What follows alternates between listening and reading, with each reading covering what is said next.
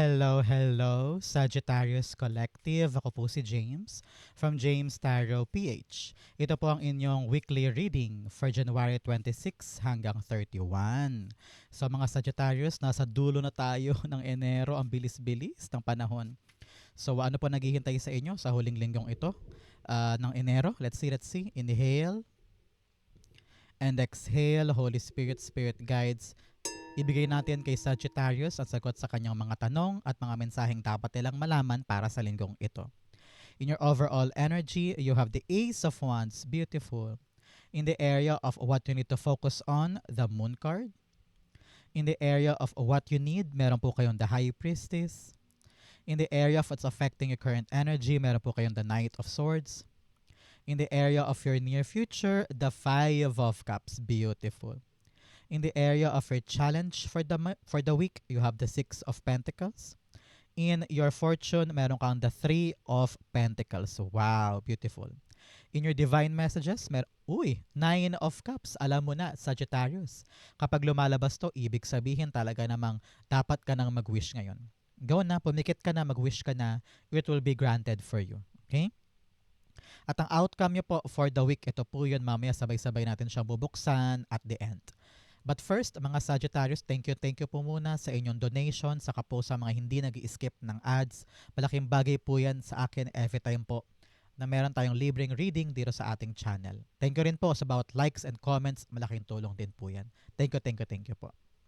So, in the background of your reading, meron kang the Temperance card. Okay, Sagittarius, ito yung linggo na kailangan mo daw magpasensya, umunawa, magtimpi, mag-focus ka na lang daw sa mga bagay na dapat mong pag-focusan kaysa i-big deal yung mga bagay na distraction sa paligid. Time din daw to, Sagittarius, to really tell yourself, okay, ito yung mga dapat kong gawin, ito yung mga dapat kong unahin, handa akong dumaan sa proseso. No? Dapat daw bukal sa loob mo yan and ready ka to accept the truth that I need to really enter the long process para matapos siya for me. Okay? Meron ka kasing niluluto meron kang ginagawa, meron kang nililikha. And ramdam ko dito yung hard work na kaya mo ibigay. Ramdam ko dito yung pag-sumikap mo na maganap siya. Kaya importante dito, Sagittarius, na eyes on the prize tayo ha. Huwag mo waglit sa'yo yung purpose na gusto mong gawin para ito yung magdire-diretso at walang delay. Okay? Partnerin natin to ng card of the week. Meron kang cleansing. Cleanse your mind and spirit, remove negative energy. So, napakagandang payo sa iyo to. Linisin mo daw ang iyong isip at kaluluwa para matanggal yung mga negative energy. Pwedeng sa paliligo, mag-water therapy ka na habang binubuhos mo yung warm water sa katawan mo, parang dinadala ng tubig pababa lahat ng negativity. O kaya sa kwarto, meditation, yoga, walking in the park, sa umaga pag mga 6 to 7 a.m., magbabad ka sa araw, no? 6 to 7, doon mo nararamdaman yung parang replenish, parang ganun. Okay? In your core energy, meron kang the Ace of Wands. Si Ace of Wands, kitang-kita ko dito na you're about to enter a new stage of your life. Masipag ka, kaya parang feeling ko dito, ramdam na ramdam ko dito, na you're gonna get that promotion. You're gonna get that parang contract renewal. Meron sa inyo umangat yung sweldo. I'm seeing here talaga ikaw ang bibigyan Sa'yo ibibigay, sa'yo iaabot. Kung ano man tong papasukin mong bago, it's gonna work out for you. Kaya kinakailangan talaga, Sagittarius, you need to really accept yung prosesong dapat pagdaanan para tong ibibigay sa yung pagkakataon hindi masayang, no? Your spirit guides are also telling you na meron sa inyo may plano May plano kang pagbabago sa life. Madugo, matrabaho, ramdam ko matrabaho siya Pero ramdam mo rin na kailangan ko tong gawin Ito yung nakikita kong chance para magbago buhay ko. Parang ganyan. Example, pangarap mo nang lumipat ng ibang bansa, mag-migrate kayong halimbawa buong pamilya, no? Example lang. So parang handa-kandaanan ko ano yung kailangan gawin para maganap yun. Parang ganon. But now, kitang-kita ko dito yung readiness mo to turn your life around and have this new beginning. Maaring balak mo nang lumipat sa ibang trabaho, ibang department, ibang bahay, pwede rin. or you just want to change your environment. Halimbawa, yung office mo, yung pwesto mo, balak mong baguhin yung pwesto, no? Because parang gusto mo makahinga. Gusto mo magkaroon ng bagong bagay sa mata para ma-feel mo na nag-evolve ako, nag-upgrade ako, parang ganyan. Okay? Clarify natin to.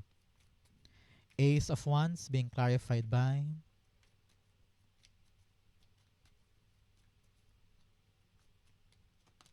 the Justice card. Okay, now I'm seeing talaga here new life, new beginning, signing contracts, having this elevation pagdating sa trabaho. Many of you, parang you are given the chance para gawin yung tamang hakbang. Example, kinakailangan ng gantong credentials, gantong masteral degree para makaangat ka na sa work, ginagawa mo siya ngayon. O kaya kailangan ng certificate, kailangan ng training, additional training, parang ganon. So you're now putting yourself into the system para mapunta sa iyo yung tamang outcome. Parang handa ka talagang ipaglaban at handa ka rin gawin kung ano yung kinakailangan sa batas or sa tradisyon doon so that you will get the outcome, parang ganon. So kitang-kita ko dito yung readiness mo to do the right thing. Magkaroon lang ng spark or magandang outcome yung buhay mo this time. Okay? Very good for you. So Sagittarius, ano to? I-comment mo sa baba. Ano tong bagong um, idea or plano mo sa life mo na gusto mong magkaroon ng magandang bunga at magkaroon ng plakadong-plakadong outcome? I-comment mo yan sa baba. I-claim natin, i-manifest na natin. Example, I claim, I manifest itong plano ko at idea ko for my new life na blank ay maganap na at makuha ko na, mapirmahan ko na at maging legit na, no? I-comment mo yan sa baba, it will come true. In the area of what you need to focus on, the Moon card. Kailangan daw mag-focus ka doon sa goal and not doon sa hirap. Okay? Example, ikaw ay nagpapapirma ng papeles para makalipat na ang buong pamilya sa Canada, halimbawa. So napakahabang proseso niyan, di ba? Lahat ng dokumento, interview, approval ng something, ang dami mo kailangang asikasuhin. So syempre darating din yung point na, ano ba to, nakakapagod na, sigurado ba to, may patutunguhan ba to, marami kang questions, marami kang alinlangan at duda. Pero sabi dito, kapit lang. Don't lose hope. Pag alam mong sa'yo to, ilalaban mo to. Okay? Kahit na malabo, kahit na hindi sigurado, you will take that chance. Kasi hindi mo masabi, mamaya makuha mo pala, di ba? So, fight for it until the end. Use your mind, use your planning skills, no? Kailangan lahat kinakalkal mo daw. Kailangan marunong ka mag-research, find the truth, find the legit para malaman mo kung ano yung mga tamang gagawin para kahit malabo man, kung bala mo ngayon at alas mo ngayon yung mga right steps, hindi ka matatakot na gawin siya. Okay? Very important yan para sa'yo. Clarify natin. Moon cards being clarified by the Two of Wands. Yes, ngayon, sabi dito na yung spirit guides, basta handa kang kung mawala sa comfort zone mo, alam ko na kikilos ka, paabante. Yes, maraming unsure things. Ganoon naman talaga eh, kapag susugal ka sa buhay, di ba? Ready ka kung mawala sa comfort zone mo at mag-try ng bago. Marami talagang unfamiliar. Marami talagang hindi ka alam. At normal lang yun. Pero kung meron kang lakas na loob, sabi mo, it's now or never, itutuloy ko to, didiretso ko hanggang sa outcome. Yun, power yun. So ngayon, have this undeniable energy to really ihanda ang sarili doon sa journey na pupuntahan and keep that faith alive. Keep that pag-asa alive na kaya mo siyang itulay hanggang dulo. Okay? Napakahalaga niyan. In the area of what you need, meron kang the High Priestess. High Priestess, what you need is to trust your abilities. Si High Priestess po, ang bahay niya ay walang bubong. Walang bubong yan. So ano ibig sabihin nun? Sky is the limit. Walang hanggan yung kanyang abilidad. Kahit anong iba to sa kanya, kahit anong challenges or skills or task, kayang-kaya niyang gawin. Kahit na hindi niya sigurado. It's because pinagkakatiwalaan niya yung sarili niya. Na kung ano yung kinakailangan ko, darating din sa akin. kung ano yung mga sagot ko, ay mga tanong ko na kailangan ko masagot, darating din yung sagot at the right time. You just need to believe, okay? Alam ko minsan pagod ka na, wala ka ng pag-asa, naiirita ka na pa nga pag minsan dahil bakit ganto, bakit ganyan, ginagawa ko naman ang lahat, masipag naman ako, pero bakit ganun? Marami kang questions. And those questions will be answered at the right time. Ang importante ngayon, masigasig ka. To win it all, to finish it all, at yun ang kapitan mo. Okay? Alam naman ng instinct mo eh. Alam yan ng intuition mo eh. Kung bakit mo pilit siyang ginagawa kahit marami kang question. 'Di ba? 'Di ba? Marami kang tanong eh, bakit ganito, bakit ganyan? Pero ginagawa mo pa rin, tinutulay mo pa rin kasi you know eh. You know that is for you. Kaya pilit mo pa rin ginagawa. Okay? High Priestess being clarified by the Empress card. Yes, dito talagang gusto mong likhain. Gusto mong matapos, maipanganak, mabuo, makompleto yung ginagawa mo na yan. Kaya kinakapitan mo yung instinct mo. Kinakapitan mo na, bahala na si Batman, gagawin ko to. Parang ganon. Bahala na nga si God, sige, tutuloy ko na to, gagawin ko na to hanggang dulo, bahala na, bahala na. Yung ganong mindset ba, nakakatulong sa'yo yun eh. Kasi pinupush mo ang sarili mo even if you're so unsure. Because kitang-kita mo na kaya mo siyang gawin. Kayang-kaya mo siyang abutin at kaya mo siyang ipanganak sa buhay mo. Empress card is a card of abundance. Lalago siya sa'yo, mamayani siya sa'yo. Ang kinakailangan lang talaga, ikaw. Your movement, your power to push through, it will be yours. Okay? Very important yan para sa'yo. In the area of what's affecting your current energy, the Knight of Swords. Sabi dito, ayoko na magsayang ng oras, ayoko nang ubusin pa ang lakas ko sa pangit na bagay. Meron akong bagong idea, legit, kayang-kaya ko, napagplanuhan ko na halimbawa, o kaya nakalkal ko na kung ano yung mga dapat kong i-research, mga dapat kong paghandaan, ready na. Boom! Gusto mo nang sumugod, gusto mo nang pumunta. Kitang-kita ko dito yung lakas mo, yung determination mo to win it all, to have it all. Wala kang sasayangin na pagkakataon and your mind is just there, ready to grab it. Kaya talagang ngayon sabi dito, kapag malubak, kapag maraming delay or maraming dapat daanan mo lang. Wag kang magduda sa path mo and always envision of the future that you want to create. Pag malinaw sa iyo yung future, malinaw sa iyo yung destination, kayang-kaya mong tahakin yung landas patungo doon.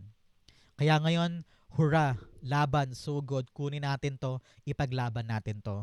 Because divine justice is here, giving you, the assurance na papabor sa iyo ang lahat, basta ipakita mo kay universe, kay God na ready kang ipaglaban ito. Okay? Clarify natin siya. The Knight of Swords being clarified by, tumilapon, the Chariot card. Yes, so good forward. Charge forward. Hindi pa atras, hindi pa uwi, hindi pa suko, hindi mag-quit, kundi lalaban tayo. Kitang-kita ko dito yung adrenaline rush mo. Parang, I don't know why, parang meron kang unbelievable na energy. Di ko alam kung nakasampung Red Bull ka ba o ano. Pero napakalakas mo ngayon. Napaka-powerful mo. Nobody can stop you actually. Kahit sabihan ka ng kapitbahay mo, ng kapatid mo na, uy, parang ganito ganyan. Hindi, ikaw, susugod ka talaga eh. Kukunin mo siya eh. And you will stop at nothing para lang tayo magtagumpay. Which is somehow good for you. Kitang-kita ko dito yung determinasyon at motivation mo to win something. And it will be yours. Okay? I-claim mo to, talaga namang makukuha mo yung frequency niya. In your near future, you have the Five of Cups. Now, in the near future, talagang totally makakabitaw ka na sa past. You will understand everything. Now, lahat may sense na. Lahat malinaw na parang, kaya pala binatawan ko yun kasi meron pala talagang maganda para sa akin. Kaya pala walang nangyari doon because God wants me to redirect my life sa talagang para sa akin. So naintindihan mo na, kumbaga parang magiging maluwag na sa damdamin mo, natanggapin kung ano yung mga nasayang, mga natapon, mga nauwi sa wala. You are now able to accept what happened.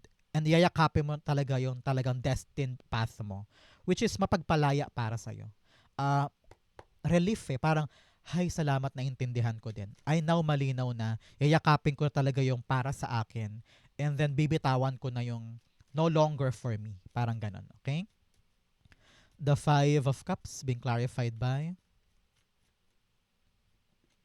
the Nine of Swords. Okay? Nine of Swords, yes, problemado ka. Siguro marami kang mga alalahanin na paano ba to? Yes, nanggaling ako sa past, kaya ko na siyang bitawan. Okay na, na-realize ko na yung truth. Pero meron ka ulit panibagong mga iniisip na, teka, paano to? Anong gagawin ko dito sa mga bagong to? Anong pwesto ko dito? Kaya ko ba to? Ayan, pinapangunahan ka na naman ng mga takot, ng mga alalahanin. Nag-overthink ka ulit, nag-overanalyze ka ulit. Iniisip mo na, swak ba ako dito? Baka naman, mas better pa ako before o talagang yayakapin ko to. Sure na ba? Marami kang ganyan, marami kang takot. So ngayon, yung mga takot na yan, normal naman yan. Hindi ko naman binabawi sa'yo yan. Normal lang na matakot. Pero dapat hindi yan lumalamon sa performance mo o sumisira sa diskarte mo. Learn to control all of your fears. Because not every start ay mahirap. Oh, hindi lahat ng simula ay mahirap. Meron mga dyan na akala mo lang mahirap pero kaya mo pala. Akala mo lang madugo, nakakapagod pero ay, kaya ko pala to, madali lang pala. Kailangan ko lang pala ihumakbang at yakapin siya. Yun ang kailangan mo ma-realize this time. Okay? In your challenge, meron kang arrogance and dark reflection. Sabi dito, kailangan daw talagang harapin mo ang truth. Huwag nang iwasan yung hindi totoo. Kapag nahanap mo yung truth, diyan ka talaga totoong lalaya. Okay? You also have arrogance. Sabi dito, tanggapin mo lahat ng kabulukan mo. Lahat ng pagkakamali mo, pagkadapa mo. Be aware of your faults. Be aware of your flaws para madali mong maitama yan at mag-grow ka. Hanggat hindi mo daw nare-recognize kung saan ka nagkamali at talagang matigas pa ang ulo mo at mataas ang ego mo, paano mo daw mayayakap yung mga pagbabago? You can only change if you can acknowledge kung ano yung dapat baguhin. You can only grow kung alam mo kung ano yung aspeto ng buhay mo na dapat mag-grow. Okay? In your challenge, meron kang the Six of Pentacles. The Six of Pentacles, sinasabi dito ng yung spirit guides Sagittarius na i-evaluate mo daw kung saan at kanino mo binibigay yung sayo.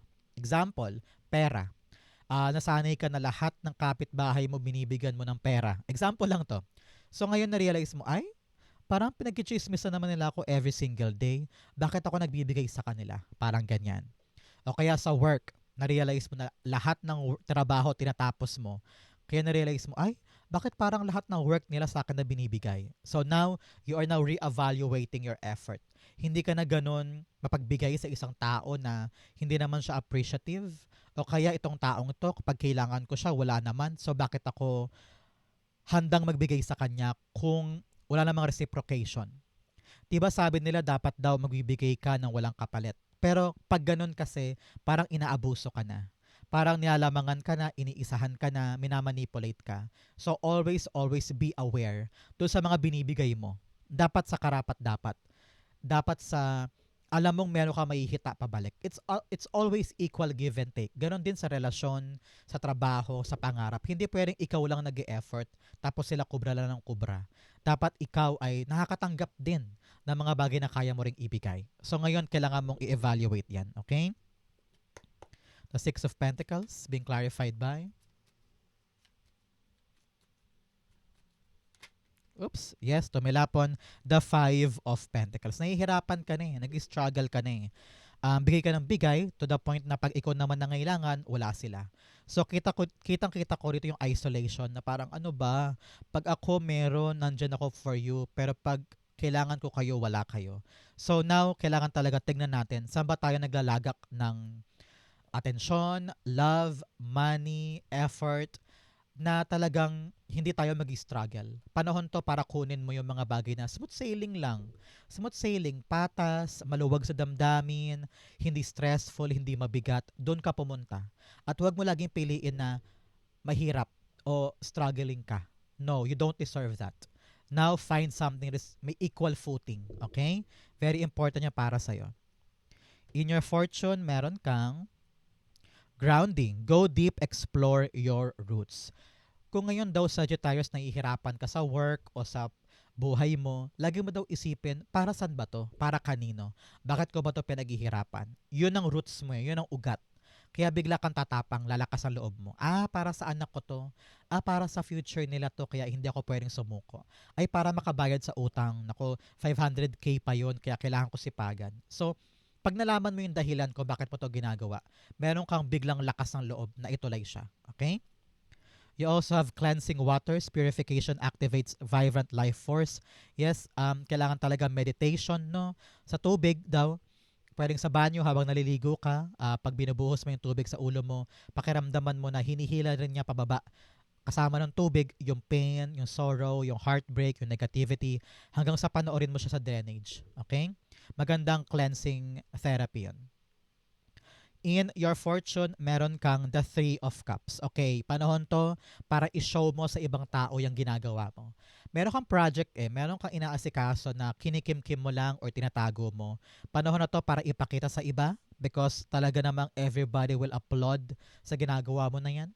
Parang panahon na to for you to shine and show the people kung ano yung pinagbibisi-bisihan mo because malapit ka na ma-recognize sa ginagawa mong yan. Kitang-kita ko dito that mag-stand out ka, paangat ka, and the right people will support you para sa project na ito o sa ginagawa mong ito. Bibilis ang gawa dito with cooperation and help from others. Kaya kung nag-struggle ka ngayon, wag ka daw tumanggi doon sa mga tulong ng ibang tao. Makakatulong yan sa'yo para gumaan, bumilis, at saka matapos agad-agad. Okay? So, help will really help you para mangyari ang gusto mong i-accomplish. Pero panahon talaga to, Sagittarius, to shine and show them all kung ano yung mga binubuo mong yan. Okay?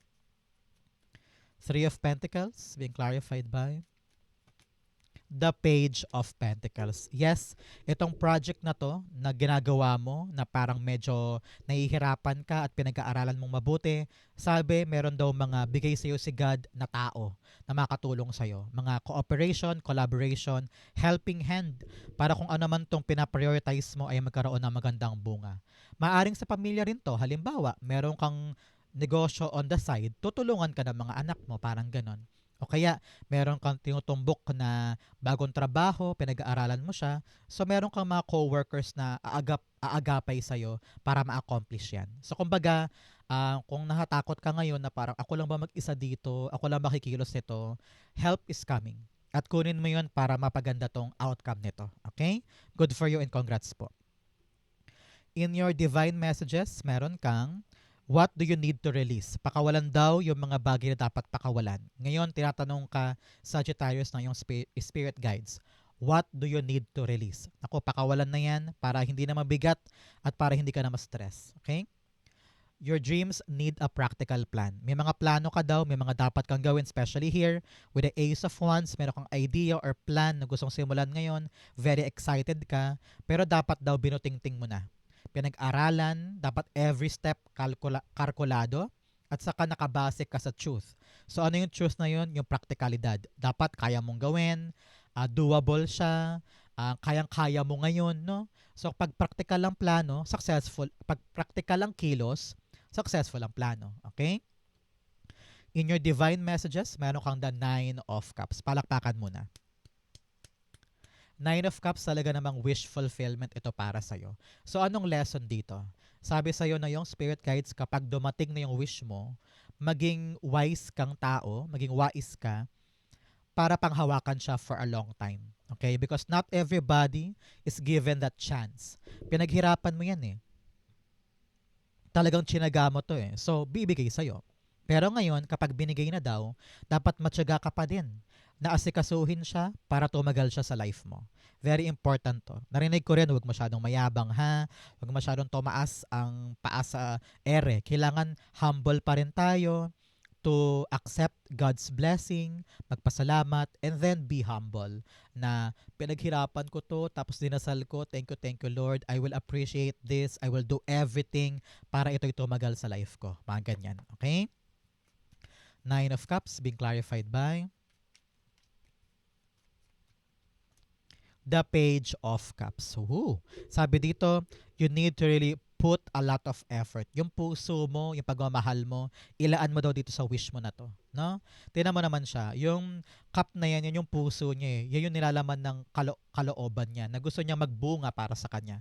At dahil nagbunga, sabi dito, kapag minahal mo to ng buong puso, nag-effort ka, you give your time, money, expertise, talagang yayabong to in your part. Halimbawa, meron kang tindahan ngayon or grocery, talagang dapat nandun ka every single day. Minamahal mo yan, binubusisi mo, inaalagaan mo, tatagal siya sa'yo. Tuloy-tuloy ang pasok ng swerte. Parang ganun, okay? So, embrace and take good care of your wishes. Outcome mo yan, but first, bigyan mo na kita ng fortune cards. You have younger woman. Meron daw po nakababatang babae sa buhay mo ngayon. Maaaring anak, pamangkin, apo, or nakababatang kaibigan or katrabaho. May concern daw po sa kanya, kausapin mo. You have parrot. Someone will gossip about all of your secret. Oh, meron daw tao na mag-chismis sa'yo. Kaya importante ngayon habang nag-uusap tayo, pwede mo pang mabago to eh. So, wag ka nang mag-share ng mga sekreto sa ibang tao, okay? Learn to be secretive. Hindi porket best friend mo yan, lahat na ng sekreto mo sinabi mo sa kanya, baka magamit pa yan against you, okay? You have goldfish, increase in material wealth or spiritual growth. May perang paparating, lalago daw ang kapirahan mo, or lalakas ang iyong spiritual power. Congrats po. You have sunrise, new creative ideas, ventures, a fresh start. Yes, ito yun. May new opportunity ka with the Ace of Wands. Talagang pagsibol ng araw, bagong opportunity, bagong idea or plano, at talaga namang planadong-planado at workable para sa'yo. Congrats po. Ang outcome ni Sagittarius for January 26 to 31, the Hanged Man. Yes, ngayon, malinaw na ang lahat. Kita-kita ko dito na magre-relax ka na parang kung meron kang naiisip na bagong idea, plano, at lalabanan mo talaga to, pag sumikapan mo, kitang-kita ko dito yung pag-surrender mo. Sabi mo, God, I will just do my best. Surrender ko to sa'yo. Okay? Gagawin ko lang po yung makakaya ko, i-guide mo ko. So, meron ka ditong parang relax. Parang you trust your faith kay God at malinaw sa'yo na hindi lang ikaw ang kumikilos, pati si God din. So parang wala ka na masyadong pagpaplano, hindi mo na pinipilit, hindi mo na nirarush, hindi mo na kinokontrol, you're just letting things happen. Kasi nga, nagkatrabaho ka naman eh. Ginagawa mo naman ang makakaya mo eh. So ngayon parang nilalet go mo yung perfection, nilalet go mo yung anticipation and expectation. You just want to drive and get along hanggang sa matapos siya. Parang ganon. Okay? Clarify natin. Hanged Man is being clarified by ayun. The Three of Wands. Yes, talagang darating na yung hinihintay. Kaya ngayon parang relax na relax ka dito, no? Kasi alam mo na eh, ramdam mo na to eh. Yun ang nakita ko kanina eh.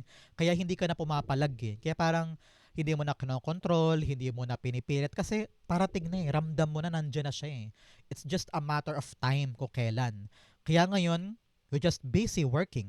Trabaho, papasok ka everyday, aasikasuhin mo siya, uubusin mong oras mo sa pagka-busy, no? Because you know it will happen sooner or later. At kapag dumating, alam kong babangon ka dyan at lalaban ka. So, napakaganda nito. Whatever you're trying to wait, it will happen for you. At maliliwanagan ka na sa waiting period na ito because hinahanda ka lang talaga ni God kapag dumating siya, ready ka na nakunin ito at ipaglaban.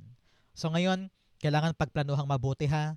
Kailangan meticulosong plano para lahat ng hakbang ay tama. So kung kailangan mo mag-research, maghanap-hanap ng mapagtatanungan para tama ang bawat hakbang, gawin mo daw. The more knowledge you have, the better. Para tong pagdating or pagdatal ng bagong bagay ay hindi ka na ma-delay, hindi ka na maantala para dire-diretso ka. Okay? Good for you. Sagittarius, may nakita rin ako parang babiyahe ka, no? You're now ready for expansion and growth. Kaya congrats. You're set off to a new horizon. Okay? So, Sagittarius, ito po ang inyong January 26 to 31. Sana po ay nakaresonate ka. Comment down below, babasahin ko po yan. Thank you, Holy Spirit, Spirit Guides, for the clarity and messages na dapat malaman ng mga mahal kong Sagittarius today. Thank you po for watching hanggang dulo. I love you. This has been James for James Tarot PH. God bless everybody.